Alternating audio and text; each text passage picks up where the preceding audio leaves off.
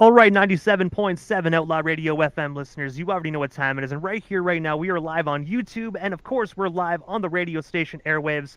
But we have right here a phenomenal engineer, a phenomenal guitarist. This individual has done so many things for the music industry. We got Nick Marzop right here, live on the line. And of course, video on YouTube, man. How are you doing this evening? Doing great, dude. Doing way good. How about yourself?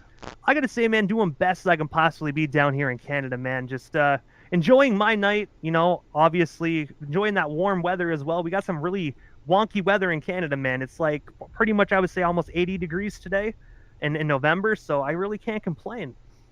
Nice, dude.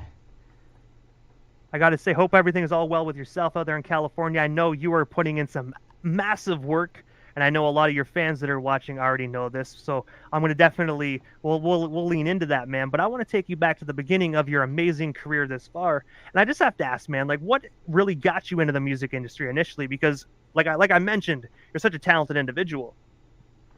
Um, what got me into music was, at least in the engineering side, was I was doing a lot of it for myself or for my own band or bands. And slowly I kind of became more of a thing that I started doing for other people too. And it just slowly progressed into like an actual full-time job, as opposed to working for companies or other people. So it's really just started off as me being a musician. And I got to say as well, man, you're definitely talented at that, man. So you definitely had the right formula just going right into it, man. Because obviously you're making nothing but positive choices within the music industry. I don't know if any of it's really a choice. I kind of just stumbled my way into a lot of it. And I don't think I had an ear at first. I had an ear for music, but I don't think I had an ear for engineering and production yet. That took me a long time to kind of develop, and there's a lot of like self reflection that comes with that. Like, I'm not good at this a lot, or I want to quit, or why would I want to keep going? And the biggest thing in that regard is to stay positive and stay thankful, and that's really what got me through all of it. And also, as well, man, you were actually a member of the band Cartographer. I was wondering if you can actually tell our listeners a story behind this band. And of course, how did you get connected with the other members? Because you guys definitely have some phenomenal music already currently out.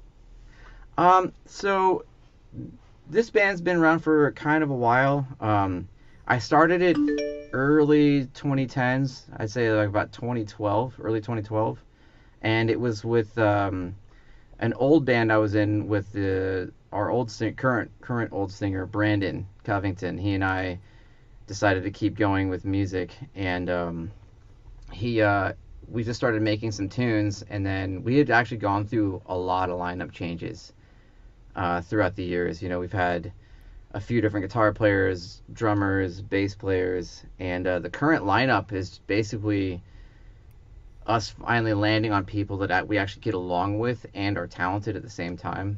For example, the drummer that we have now, Steven Hawker, he came over here because he was, I think he was giving a ride to this guy that's trying to intern at the studio, and I was having that guy tune drums, and Steven just hopped in and did it anyways. And he's like, "Do you mind if I play a little drums on this?" I'm like, "Yeah, go for it, dude. You tune up the drums, of course you can." And then he started playing, and I tell him this all the time, like, I didn't really give him a choice. I was just like, "Oh, dude, you're in the band." So, like, sometimes it's more like you just know. Oh, there he is. That's his YouTube on the thing. Yeah, but sometimes you just know, like, someone's right for the spot, and we like the same music, which is probably the most important thing. And I got to say as well, it definitely, like you just mentioned, how you guys really like the same things. You can definitely tell your guys' chemistry when just listening to your guys' music, man, because you guys definitely have a phenomenal rhythm. Thank you. The rhythm's all Steven, dude. And also as well, I'm probably going to take you back with this one, man, but June 27th of 2014, you guys actually released the phenomenal acoustic version of Story Untold via YouTube. I was wondering if you can actually tell our listeners this is a story behind this amazing song. And of course, is that song actually out there to be streamed or purchased today in 2022? The full version is not. I know I have it on a drive somewhere. The full version. I mean, if I was to release it, I'd want to mix it with, my ears today as opposed to how it sounded back then. Um, but that song was one of those things where, it was back in the day before Steven was in the band, and I just kind of like came up with like a rhythmic pattern on guitar and a riff, and then we had the drummer at the time, Andy Gentili, like played drums. And I don't really know what Brandon's lyrics are about still to this day. He he just kind of like wrote a bunch of shit, and like there it was, story untold. So the acoustic version was, we had a manager at the time, and he was told us like we should do acoustic versions of all the songs first, and then he could put us on some kind of like acoustic tour. So we did a bunch of these acoustic versions, and they actually did pretty well online. Considering we just put them up, we didn't even promote those or anything. And then by the time we did the video, we actually had a different drummer. It was my buddy Cody Demery. He actually used to be, I don't know if he still is or not, a YouTuber, but he does like a lot of video production. And so he actually filmed all those acoustic versions with us. So he's actually not in the video, but he's in the band in that moment. And I remember you said as well that that was actually filmed out there in Malibu, man. I got to say, as a Canadian, definitely just a phenomenal background view on those videos. I know for yourself, you guys are probably used to it, man. But for a foreigner like myself, definitely an amazing, beautiful view. Oh yeah, I mean Malibu's an awesome location. I mean I can't say that the rest of California looks like that, especially if this is going deeper into the city. But we definitely picked that location for the view. Or actually, I don't think it was Malibu. I think it was Santa Monica, which is kind of Hey, close. that's even better. From what I heard, Santa Monica's even better. Yeah, Santa Monica's nice. Santa Monica's really cool. And when you said as well, moments ago, that you guys went on an acoustic tour, if you don't mind me asking, like what cities did you actually hit, and of course, did you actually go out of the country, or was it just around the California area? So we actually never ended up going on an actual tour, but we did do South by So What, and our manager made it seem like we were gonna play this like show, like the full band. We were gonna bring all our stuff. We like rented an RV to drive all the way down to Texas, and we were an acoustic set, very first slot on the entire festival. So that's what ended up from those videos. And while we're actually on the topic of bands and whatnot, in 2021 you actually had the opportunity to work on Loveless's Loveless's album. I was wondering if you can actually just tell us a bit more about that, man. And of course, what was it like just working alongside that band? Because you definitely helped put together such a stellar project.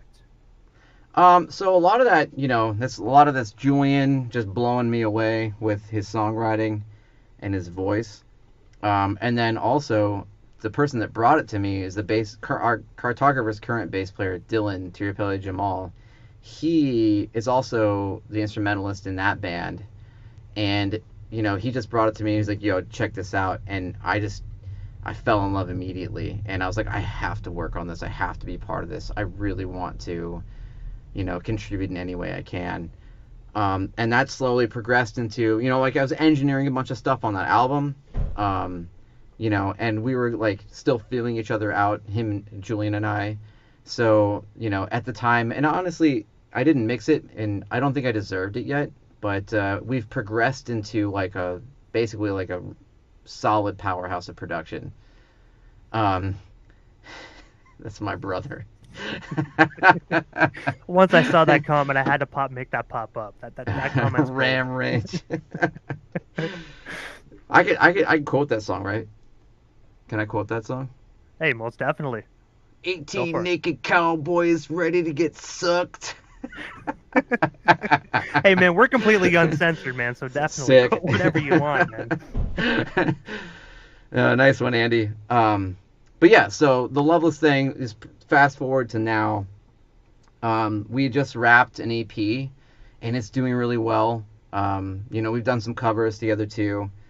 And I think this next one we're working on, I don't think I have permission to talk about it quite yet, but it's a pretty big pop artist that we're going to be working with, that I think everyone's gonna really dig. And hearing the demo so far is really sick. Hey, I got to say, good things come to those who wait, man. I think us fans can definitely wait to find out who you guys are currently working with, man. Yeah, yeah, I can't wait. I mean, if they give me the okay, I'll bring it up later. But also as well, man, I read via IMDb that in 2015 you actually worked in the sound department for the film Women Talking Themselves Out of Sex. I was wondering if you can actually just tell us a bit more about this opportunity, and of course, what was it like just working in the sound department on this particular film? I mean, dude, it's so much easier to do sound for film. It's not even the same ballpark. Like, I maybe 10% of my talent's used on something like that. Oh my god, Brandon. No, no, I'll keep it chill. I don't want to go too ape shit. I actually want to keep it business. But yeah, so they want me to say bad words. Farts.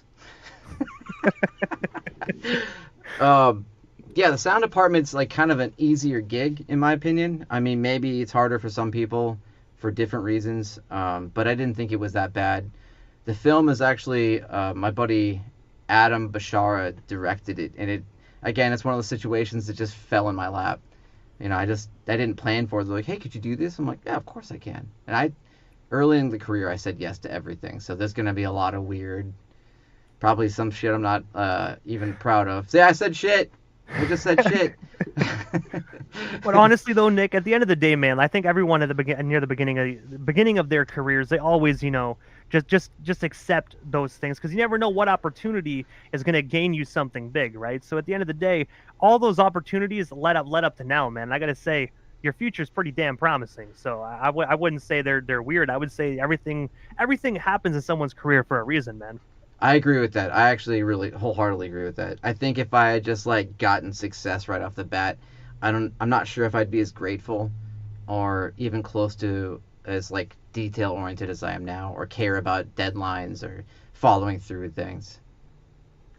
And before we move off the topic of this, just working in the sound department, the one thing I got to ask, man, because at the end of the day, I'm just a DJ. I just spin the records. So, obviously, what's the difference between working in the sound department and, of course, just being an engineer or a producer on someone's project? Like, what is it very much different, kind of working in the sound department?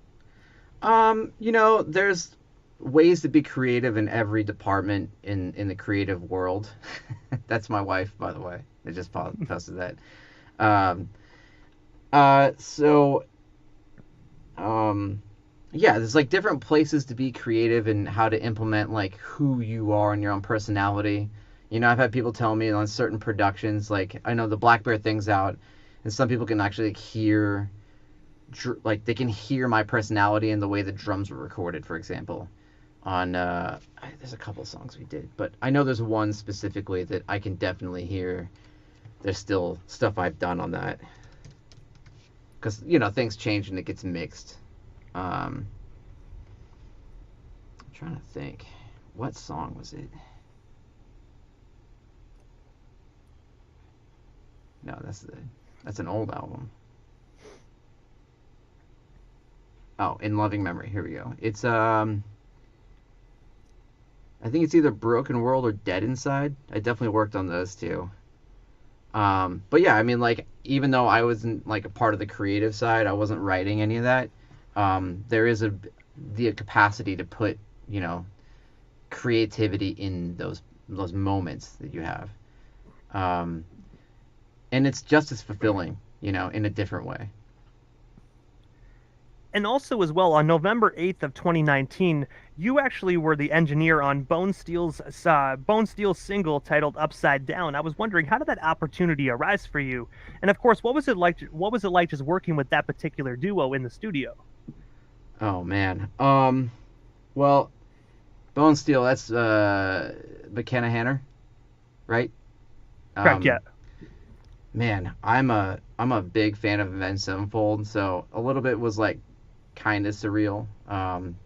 It obviously wasn't the guys in the band, but it's their family, and I'm sure, you know, um, uh, his dad had a lot to do with his like guitar playing. I got that opportunity from a really dear friend of mine that we actually lost a little over a year ago. His name's Augustus Crins, and he and I were sharing gigs between each other, like sending stuff back and forth. And he was like, "Hey man, I got this. I want you to work on it. We should do real drums on it, and real guitars, like real amps." And so he just brought me in. Another thing is just you make friends and you stay positive, and another thing that just kind of fell in my lap. And I gotta say as well, it definitely is a phenomenal project, man. I listened to that single quite a few times, man, and it never gets old. Oh, the Bone Steel thing? Bone Steel thing, yeah. Oh shit. Okay. Nice. Yeah, I mean, Gus is a great producer. He's always written cool stuff, and that combination was definitely awesome. And also as well, man, obviously recently, as we already know, you had the opportunity to work as an engineer on Blink-182's reunion single titled "Edging." I was wondering, what is the story behind that opportunity, man? And of course, how did you actually first get connected with Mark, Tom, and Travis?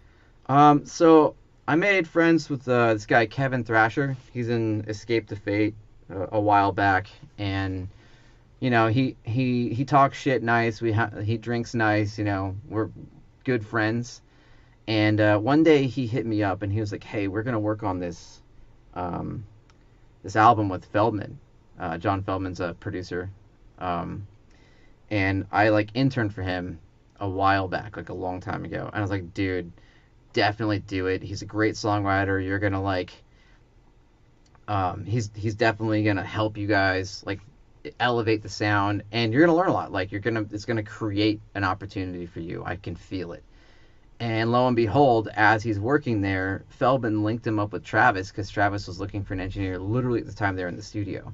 So, flash forward not that long after, Kevin's at Travis's as his main guy. And as time progressed, Kevin actually brought me in as like a part-time engineer to like fill in any days because he's also a producer too. And, there's a lot of work to be done at Travis's, and if there's only one person doing it, it gets a little bit like, I wouldn't say overwhelming because it's fun as hell. But it's only one person, and he, like me, wants to have a name for himself that isn't just in that lane. And so he's doing other outside productions and mixes, and so I'd take over part time, and then, there's been like a couple times where I'd worked there for like an entire month, and last October was that entire month, or this past October was that whole month. Kevin actually just had a baby, so that's when I filled in for him. And I got to say, if Kevin is watching, congratulations. Definitely congratulations to him, because that's definitely a phenomenal accomplishment. Yeah, I think he's gonna be a great dad. He already is. And the one thing I have to ask as well, man, because obviously you were working in that studio. You're working with one of the biggest punk rock groups to ever grace the music industry, man. I know some people might fight me on that, but that's my opinion. But at the end of the day, man, what was it like just being in the studio with those three individuals, man? Because obviously, like, that's a huge accomplishment for any individual to actually work alongside Blink-182.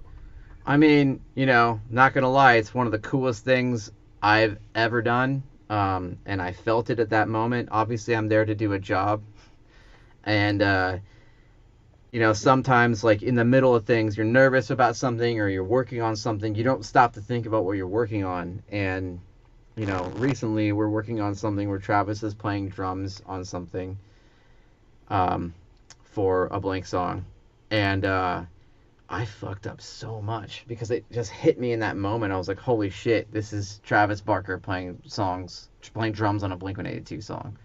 And he's like, yo, what's going on? Like, is the talkback fucked up or something? I'm like, yeah, the talkback's, I gotta figure it out. But yeah, it's definitely been crazy. It doesn't normally hit me like that. But I mean, Blink-182 is like, it's the first concert me and my brother Andy went to with our friend Justin Chapman. Like, we literally, that's our first concert ever. And we almost saw boobs. Almost. and it's also like the first song I ever learned on guitar was Damn It by Blink-182. So like, I haven't told them any of this. I don't want to seem like a fanboy. I'm there to do a job.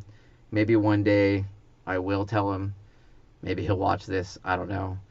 Um, but tell Travis. Tell Travis that.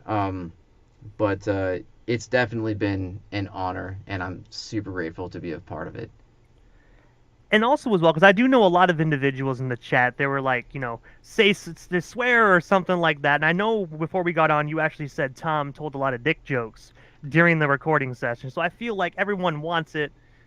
I was wondering, do you remember any of the dick jokes that Tom actually said during the recording session? I hope this doesn't get me in trouble or anything like that. But on his way out, like on our first day, because I'm pretty quick on, I'm quick on the keyboard shortcuts, and basically he was like, "Man, you're real fast with those fingers, man. Hopefully, I was wondering if maybe you want to come back to San Diego. My wife would really appreciate those."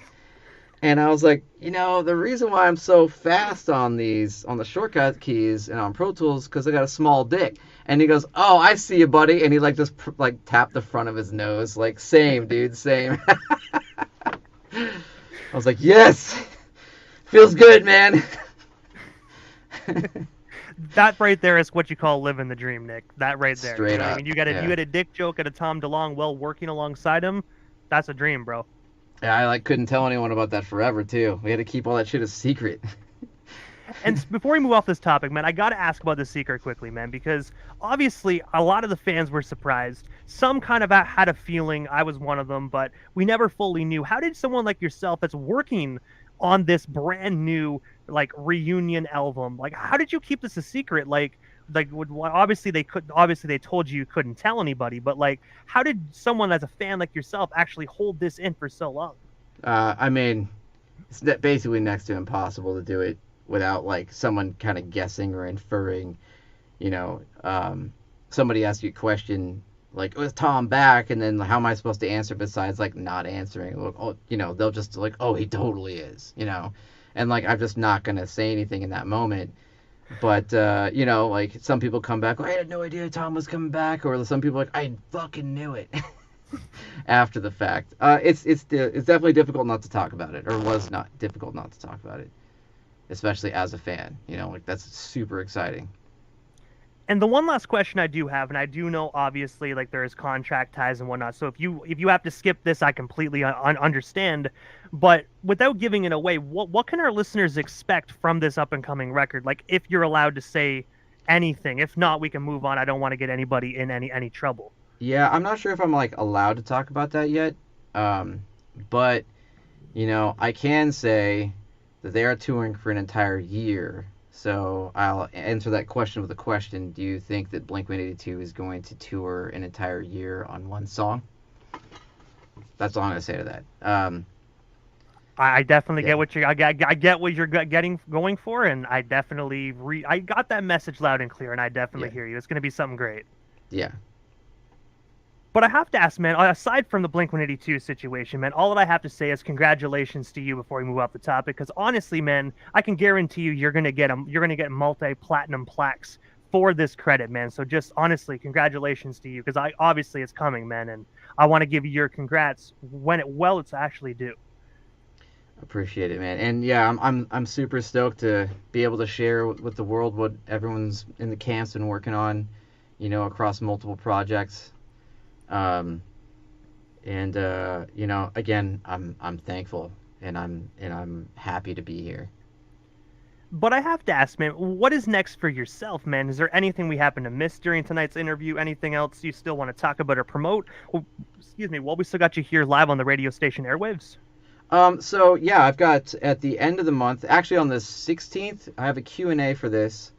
And on the 30th, we're doing a live stream mix of a mix of a song I did for this band Animals as Leaders.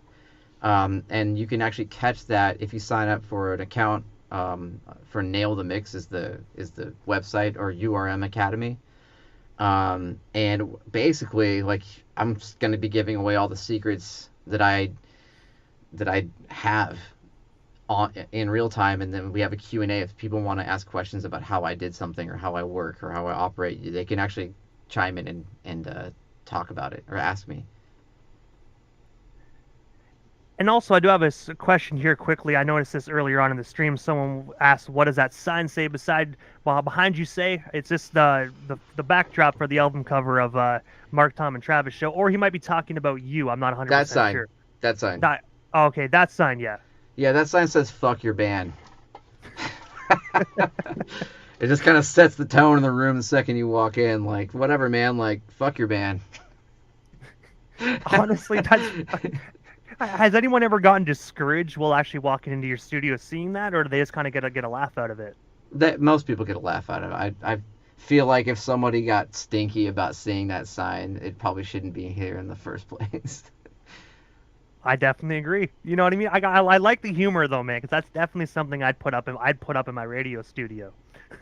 Yeah, yeah. Well, definitely in a radio studio, right? But also, man, this is the time to interview quickly that I just give a chance for the individual that does slide into the radio station airwaves, or in this case, YouTube as well. Just a chance to give like shout outs to whomever they want to give shout outs to, but most of all, man, your social media handles. That way our listeners can follow you and stay updated on everything you currently got going on, past, present, or future, if they're not already doing so. Okay. Yeah. So you can follow me on Instagram. It's XOMBLIES Zomblies. And shout outs. I got to shout out to my wife. Really, I mean, she put up with a ton of stuff while I was trying to figure out this whole engineering production thing. We've sacrificed a lot of our own time, money, opportunities to just be young and do a lot of fun things that other people were doing, and even paid some of the bills while we were working, like while I was coming up, and including sacrificing her own aspiration of a career in the meantime. So biggest thing right there is I couldn't have done any of this without her. Shout out to all my boys. My main guys in the studio is John Warren, and Eric Britell and Miles Napier. They're all like great assistants, and they've definitely added a lot to the studio vibes here. Shout out to Kevin Thrasher. I mean, obviously for hooking me up with this job. He definitely changed my life. Shout out to Javier Reyes from Animals as Leaders. Again, another life-changing gig. I feel like of all the people that I could get like a mixed gig from right out the gates like that, it's in my favorite genre. I'm not sure if anyone follows Gent at all or Genty metal bands. But Animals as Leaders is like one of my favorite bands, and I feel like privileged to have worked on that with him. Shout out to Noel Petrosian for being my worst man at my wedding. And shout out to my mom for actually influencing like my musical tastes. And I just got to say, first and foremost, Nick, thank you so much, man, for just giving us a bit of your time here this evening and just talking about just some of your past accomplishments and, of course, your most recent musical ventures and just what's coming next, man. I'm definitely excited to actually just just continue like following your journey, man, because you definitely got a lot of phenomenal things in the works, and I bet you any money a lot more phenomenal things to come in the future, man. So definitely excited for you, man. And again, congratulations. And hopefully down the line we can make this happen again sometime soon. Definitely. I think I'm the most excited about being able to be creative in my own project, Cartographer. I don't even honestly remember my Instagram handle for the band offhand. If you don't mind me dropping that real quick before we go. Oh, most definitely. You got the floor.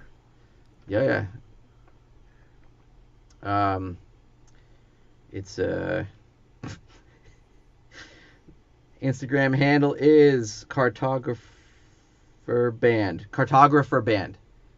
CARTOGRAPHERBAND. Cartographer Band. We don't really have any posts yet. We're in the middle of kind of reworking a bunch of stuff and making new music, but I'm really excited to share it with everybody. Hey, I gotta say, like I said earlier on in the broadcast, man, good things come to those who wait, man. And I'm definitely excited to hear what you guys actually have in the works, man. Because like I said, you guys got a phenomenal band, and you guys definitely have some phenomenal chemistry.